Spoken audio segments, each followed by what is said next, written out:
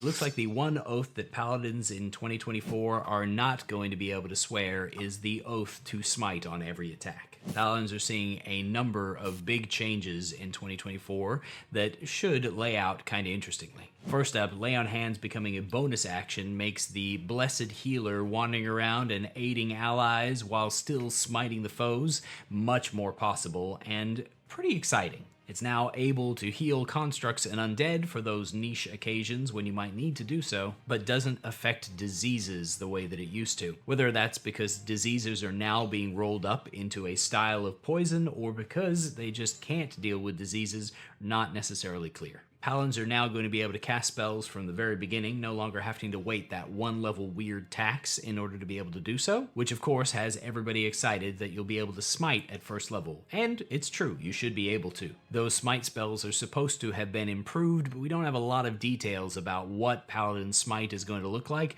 and what the different smite types are going to have finalized into. Like other warrior types, Paladins are getting access to weapon mastery with the ability to choose two weapons that they get the properties of and to change those weapons at long rests. And though fighting styles are now effectively feats, kind of like the fighting initiative feat, Paladins will get a free one at second level. And if they don't really feel like any of those, then they can take a couple of cantrip options, kind of like the Blessed Warrior style from Tasha's. Paladin Smite at second level, instead of giving you the ability to smite, which you now gained at first by having access to spells, now gives you the Paladin Smite ability as a permanently prepared spell, freeing your options up to be able to pick another one, and gives you a free casting of that ability. These regular smites should be doing basically what they did in the 2014 version, only because it now costs a bonus action spent either immediately before or after the attack. You'll only be able to smite once per round, severely limiting the Paladin's Nova ability. As a DM, this feels like a good rebalancing to keep the Paladin's massive smites a little more under control, but on the player front, it's going to feel a little less exciting to no longer be able to drop the double smite and all of the crazy nonsense that could have been pulled off when smite was a free ability. Casting a smite as a bonus action beforehand, hitting them, and then divine smiting on top of that hit, and then hitting them again with another divine smite in order to triple dip into the smiting game in one go. I've even seen a weird multi-class strange side build thing that also threw an Eldritch Smite from Warlock levels in there too. Limiting that down to where this is only able to be done once per round is going to bring the Paladin more in line with other martials in terms of the amount of damage that's being dealt out in the short term, and it's going to expand how long their spells last, which means their long-term game is actually going to improve. What do you think on that one? Honestly, I think it's a change that was probably needed, but is not going to be popular. You also gain the ability to be able to use smites on punches, which is just a cool option in case you feel like being the devoted monk or anybody else who wants to punch a guy with Divine Fury. We'll talk about the various subclasses in a little bit. Meanwhile, at level 5, we're going to have our Paladins lean into their theme of having the shining armor and the awesome steed by giving them the Find Steed ability at 5th level. They get a free casting once per day of this spell, and the spell's been redesigned so they no longer just summon something out of the monster manual to be able to sit on and ride around, but summon a specific stat block that presumably scales upon their level or the spell slot used, and is supposed to be better suited for combat and able to receive healing when you do. At 9th level, Paladins gain the Abjurer Foes ability to be able to cause fear with their Channel Divinity in a number of different opponents, giving them not only the frightened condition, but limiting their action economy to where they can only choose to either move, take an action, or a bonus action as their entire turn. This is a pretty potent control option, and it's apparently pulling away all the other Abjurer Foes sort of abilities that were built into a number of different Paladin subclasses and tying them all together into this one here. And it feels pretty powerful in terms of battlefield control. Anything that reduces action economy, especially in multiple targets, is going to be a big winner. Then a new ability, Restoring Touch, at level 14, tying in with our bonus action to be able to use Lay on Hands, will now be able to use hit points from that to remove conditions. Now, you might say we were already able to do that, and you'd be 100% right in that we could do it to diseases and other things like that before, but it sounds like now we're going to be able to do it to other specific conditions, which might mean that your Paladin is able to, with a touch, remove, say, a stun influence or an incapacitation devotion that was otherwise going to take away the action of one of your allies. If that's true, this is going to be an awesome boost to the Paladin in the high tiers where there are stun and paralyzing influences aplenty, and the Paladin is going to be able to be that source that walks around the field removing those conditions so that the battle can continue on and everybody gets to play instead of being stuck in timeout. And it's still going to have a resource tax associated with it so that intelligent play will leave you options to do this, and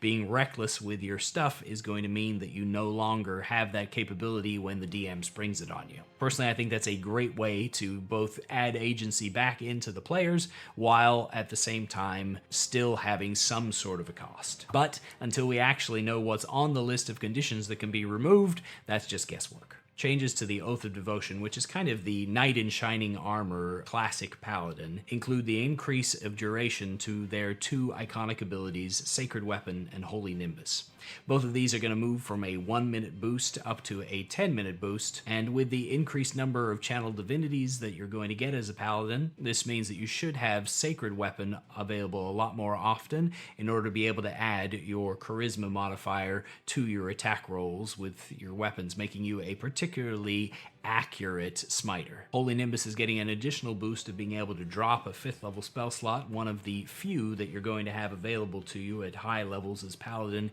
in order to get another use instead of having to wait for another long rest and only getting that one time a day. Instead of being consistently under the influence of a protection from good ability at high levels with the Purity of Spirit, you're now going to get to add cover to your allies when you use your Divine Smite, giving you more and more reasons to hit them with the Nova and adding some assistance at the same time. They also made some minor changes to your spells, getting rid of Sanctuary and Lesser Restoration in exchange for Shield of Faith and Aid, both of which are really nice spells to have on hand as a Paladin. It's not a particularly sexy and exciting update to the Oath of Devotion, but instead just feels like some nice little quality of life tweaks. The Oath of Glory Paladin, who's out to be the best athlete they can be and race across the battlefield, gained a couple of minor tweaks as well, with their Aura of Alacrity that gives 10 feet of additional movement to people that previously had to start their turn adjacent to you as you were blazing around the battlefield,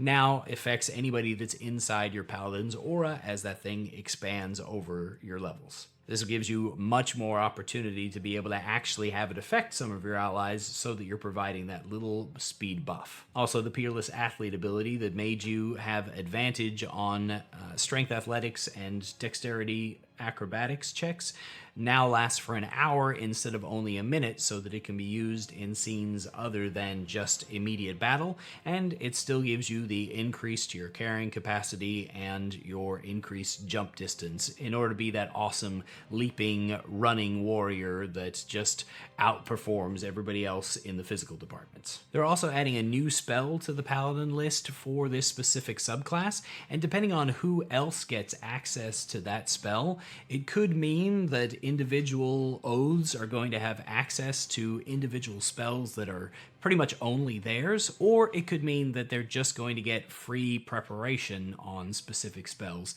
which would be far less exciting. Oath of the Ancients is sort of the nature paladin and the sentinel of nature, or the elven paladin, and is a classic for a reason that wasn't seeing a ton of use. Now they've made a couple of quality of life changes that should make them a little bit more attractive. Nature's Wrath was your channel divinity option with spectral vines to try to pin them down in nature's fury so that they were restrained, and it weirdly was one of the few abilities in the game that allowed people to choose what they were going to use in order to defend themselves against it. Making either a strength or dexterity saving throw meant that, and it being the choice of the person being targeted, meant that you always were targeting one of their decent stats, and you had a very limited chance to pull it off on this single target full action option. Now it's a multi-target option, allowing you to target anybody you choose within 15 feet, and they're forced into a strength save no matter what, so these small, fast guys that are racing around the battlefield, if you can get up close to them, you can probably pin them down, while the lumbering Hulk is more likely to rip free from your spectral vines. At 15th level, there's another of those abilities that only works when you hit 0 hit points, but now, at least when that does kick in for the Undying Sentinel, instead of going back to 1 hit hit point and being knocked down by the multi-attack of your opponent, you're going to get 3 times your Paladin level, 45 at the start, worth of hit points. This is a big change that's at least going to make it a little less likely that you just get double tapped right past your 15th level ability. Elder Champion, which was an amazing option to turn you into the Wrath of Nature manifest, with regenerative healing for yourself, the ability to cast your Paladin spells as bonus actions, and disadvantage on the saving throws of your enemies, has seen even more of a boost, now being able to activate as a bonus action,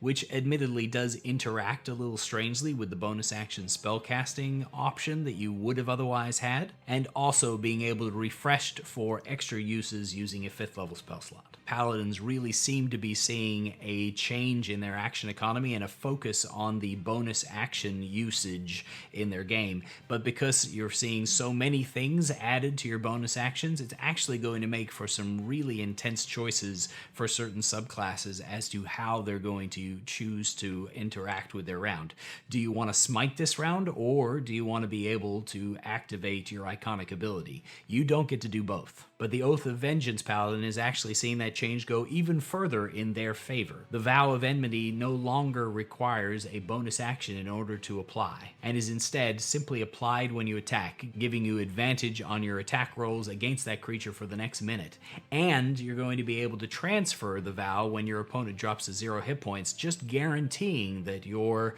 advantage continues on and on and on. The Relentless Avenger's ability to make an opportunity attack when somebody comes within your reach and get free movement has also seen a little bit of an increase in that it now reduces your opponent's speed to 0 without you having to take the Sentinel feat. This means the polearm wielding Avengers that we've seen in the past are going to be able to smack a guy, move out of his reach, and he's going to be stuck staying there and not able to make any attacks at all, instead of potentially having enough movement left to cover the distance. And all of that without having to expend that extra precious feat. It's going to really open up that build a little bit that is already a popular option, and a potent one. Finally, the capstone ability to turn into an Avenging Angel is likewise going to be able to be refreshed with a 5th level spell slot. All in all, I feel like these subclasses have all received enough of a boost to be able to make them each both viable and exciting, and or just downright deadly, but it remains to be seen whether or not that's going to be enough of a change to reduce the angst that we're all going to feel from having the Paladin's iconic smiting ability pushed down to requiring your bonus action every round, and thus not being able to be cheesed out for as much Nova as possible. How do those balance out in your mind? I'd love to hear it down in the comments. Thanks for watching to the end of the video, and as always, happy adventuring.